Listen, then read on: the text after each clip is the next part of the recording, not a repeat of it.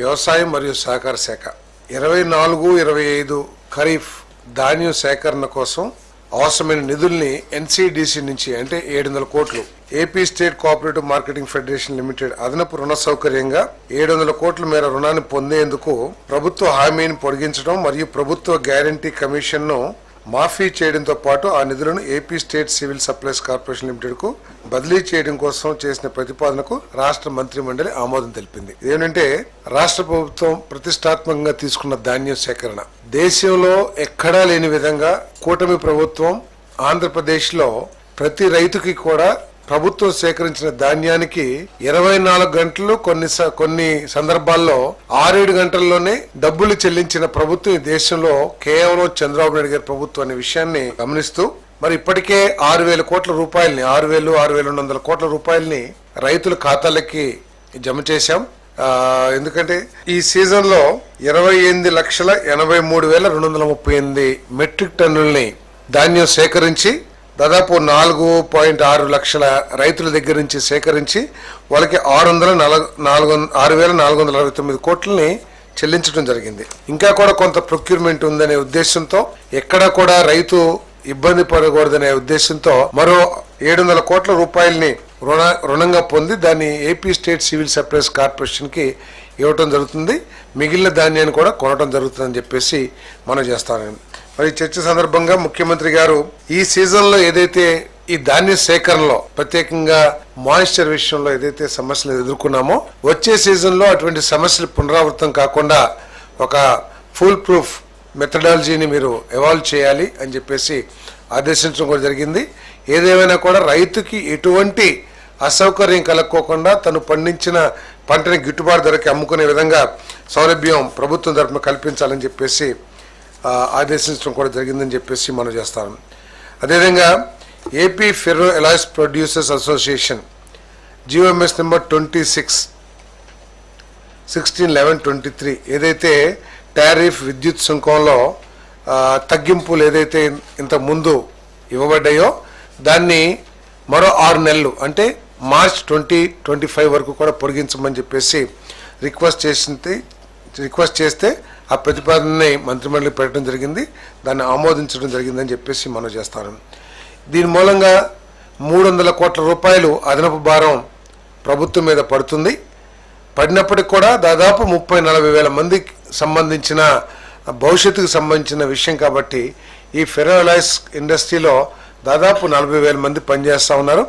వీరి కోసం ఈ ఎంప్లాయీస్ కోసం ఈ భారాన్ని భరించడానికి సిద్ధపడిందని చెప్పేసి మనం చేస్తాం. ఈ ఫెర్రో ఎలాయ్స్ ఇండస్ట్రీలో మన పవరే ఒక రా మెటీరియల్ లాంటిది కాబట్టి ప్రతిసారి ఇటువంటి సమస్యలు ఈ ఇండస్ట్రీ ఎదుర్కొంటూ ఉంటుంది రెగ్యులర్ ఇంటర్వెల్స్లో.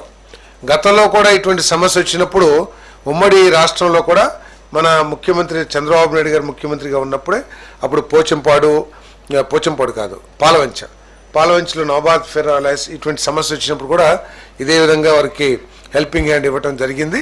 మరి భవిష్యత్తులో దీన్ని నివారించడానికి పర్మనెంట్ చర్యలు ఏమైనా తీసుకోవచ్చేమో కూడా ఆలోచించమని చెప్పేసి ముఖ్యమంత్రి గారు ఆదేశించడం జరిగిందని చెప్పేసి మనం చేస్తాను.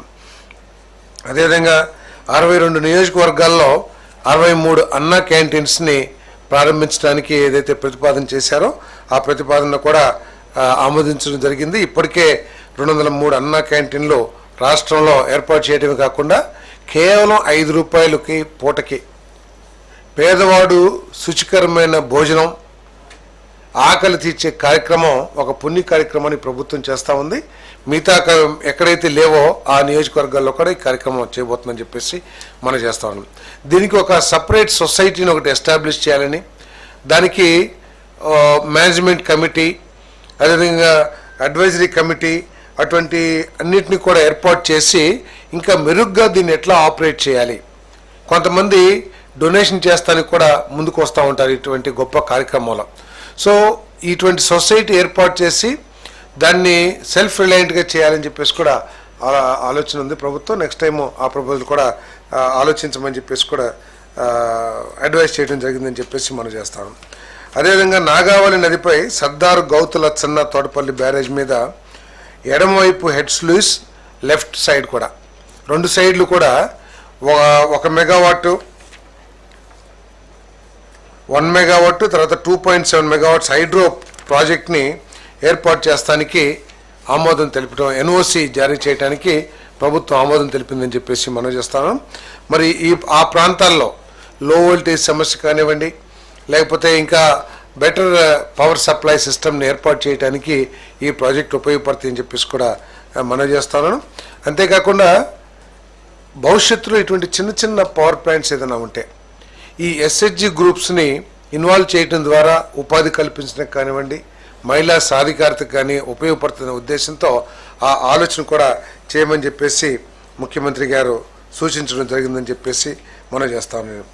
అదేవిధంగా కృష్ణా జిల్లా మనం చూస్తూ ఉన్నాం. కృష్ణా నదికి వరదలు ఎప్పుడు వచ్చినా కూడా మొత్తం పక్క ప్రాంతాలన్నీ కూడా, అంటే దిగువ బ్యారేజ్ పక్క ప్రాంతాలన్నీ కూడా మునిగిపోవటం, మళ్ళీ వాళ్ళందరినీ కూడా రిహాబిలిటేషన్ సెంటర్కి తీసుకువెళ్ళటం, వాళ్ళు వారి ఆస్తులు కూడా కొంత నష్టపోవటం, ఇవన్నీ కూడా మనం చూస్తూ ఉన్నాం గత కొన్ని దశాబ్దాల నుంచి. ఇప్పుడు లెఫ్ట్ సైడ్ అంటే విజయవాడ సైడు కూడా నిర్మాణం జరిగింది. ప్రత్యేకంగా నిర్మాణం జరగటం మూలంగా ప్రెషరు ఇంకో సైడు, అది రైట్ సైడ్ అనుకుంటాను, రైట్ సైడు భూముల మీద పడే పరిస్థితి ఉంది. అక్కడ సుందరయ్య నగర్ కానివ్వండి, మహానాడు కాలనీ కానివ్వండి, ఇవన్నీ కూడా ఇంకెక్కువ ముంపుకి గురయ్యే అవకాశం ఉంది. అంతేకాకుండా ఆ భూమి కూడా ఎరోడ్ అయిపోయే అవకాశం ఎక్కువగా ఉంటుంది. ఎందుకంటే ఇటు సైడు ప్రెషర్ తగ్గుతుంది, ప్రెషర్ పెరుగుతుంది, అటు సైడ్ ప్రెషర్ అంతా పడుతుంది. కాబట్టి ఆ ఎరోజను వీటన్నిటిని కూడా తగ్గించడం కోసం దాదాపు 294 కోట్ల రూపాయలతో మంజూరీ కోసం చేసిన ప్రతిపాదనలు రాష్ట్ర మంత్రిమండలి ఆమోదం తెలిపిందని చెప్పేసి మనం చేస్తాం. దీని మూలంగా ఏంటంటే ఎప్పుడైనా మొన్న 11.4 లక్షల వరద వచ్చింది. ఇంత ముందు కూడా మీ అందరికి కూడా తెలిసి ఉంటుంది కృష్ణలంకలో ఏ విధంగా నష్టపోయేవాళ్ళు వరద వచ్చినప్పుడు. కానీ ఈసారి చాలా వరకు దాన్ని నివారించగలిగాం. కేవలం ఏంటంటే ఆ వాల్ ఉండటం మూలంగా నివారించగలిగాం. అదేవిధంగా ఇటు సైడ్ కూడా వాల్ కడితే వాళ్ళకి కూడా సేఫ్టీ ఉంటుంది, ప్రాణ నష్టం కానీ ఆస్తి నష్టం కానీ తగ్గిద్దనే ఉద్దేశంతో, ఎరోజన్ తగ్గిద్దనే ఉద్దేశంతో ఈ నిర్ణయం తీసుకోవడం జరిగిందని చెప్పేసి మనం చేస్తాం. అదేవిధంగా AP industrial corridors development corporation APICDC special purpose వెహికల్కి కొప్పర్తి వైఎస్ఆర్ కడప జిల్లా సీకేదిన్నె మండలం కొప్పర్తి మరియు తాడిగొట్ల గ్రామాల్లో 2595.74 ఎకరాల భూమిని ఏపీఐసికి బదిలీ చేయటం. అదేవిధంగా కర్నూలు జిల్లా ఓరకల్ మండలం మీదివేముల, ఉప్పలపాడు మరియు కొంతలపాడు గ్రామాల్లోని 2621.15 ఎకరాలని ఏపీఐసికి బదిలీ చేయడం కోసం ఏదైతే స్టాంప్ డ్యూటీ, రిజిస్ట్రేషన్ ఫీజులు ఏదైతే ఉంటుందో వాటిని ఆ ఫీజులు మినహాయించడానికి, ఎందుకంటే ఇది రాష్ట్రానికి ఒక గేమ్ చేంజర్ లాంటిది. 2 కారిడార్స్ కేంద్ర ప్రభుత్వం మనకి కేటాయించింది కాబట్టి త్వరితగతిన అక్కడ ఇండస్ట్రీస్ డెవలప్ అయ్యే విధంగా ఉండటం కోసం, మరి వారికి ఇంకా ఆ ఇండస్ట్రీస్ని అట్రాక్ట్ చేయడం కోసం ఈ నిర్ణయం తీసుకుంటాం జరిగింది. మరి దీనికి మంత్రిమండలి ఆమోదం తెలిపిందని చెప్పేసి మనం చేస్తాను. GOMS 84 డేటెడ్ 24/2/23 ద్వారా అర్బన్ ల్యాండ్ సీలింగ్ భూముల క్రమబద్ధీకరణకై దరఖాస్తుల దాఖలు సౌకర్యం మరియు 22A కింద నిషేధిత ఆస్తులుగా నోటిఫై చేయబడి భూముల క్రమబద్ధీకరణ కోసం నిబంధనలు షరతులకు అనుగుణంగా సంబంధిత రుసుము చెల్లించడం ద్వారా మిగిలిన దరఖాస్తుల స్వీకరణకు గడువును 31/12/2025 వరకు పొడిగించాలని చేసిన ప్రతిపాదనకు మంత్రిమండలి ఆమోదం తెలిపిందని చెప్పేసి మనం చేస్తాం. నేను అదేవిధంగా ముఖ్యమంత్రి గారు ఎంతో ప్రెస్టీజియస్గా తీసుకున్న ప్రోగ్రాం పేదలందరికీ ఇళ్ళు. ఈ ప్రోగ్రాం కింద 3 సెంట్లు రూరల్లో, 2 సెంట్లు అర్బన్లో ఇచ్చే కార్యక్రమాన్ని చేయబోతున్నామని చెప్పేసి మనం చేస్తాం. మార్గదర్శకాలను పట్టణ ప్రాంతాల్లో 2 సెంట్లు ఇళ్ల పట్టాల పంపిణీకి మార్గదర్శకాలను జారీ చేయడానికి చేసిన ప్రతిపాదనకు రాష్ట్ర మంత్రిమండలి ఆమోదం తెలిపింది. దీంట్లో ఏంటంటే ఎలిజిబిలిటీ క్రైటీరియా ఒకటి మంత్రిమండలి దృష్టికి తీసుకురావడం జరిగింది. దాంట్లో ఏంటంటే ఇంతకుముందు ఎప్పుడూ కూడా ఏ గవర్నమెంట్ ద్వారా కూడా హౌసింగ్ స్కీమ్లో లోన్ పొంది ఉండకూడదు. అదేవిధంగా వీళ్ళందరూ కూడా అప్లికెంట్స్ అందరూ కూడా బీపీఎల్ ఫ్యామిలీగా ఉండాలి. అంతేకాకుండా వాళ్ళకు కంపల్సరీగా ఆధార్ కార్డు ఉండాల్సిన అవసరం ఉంది.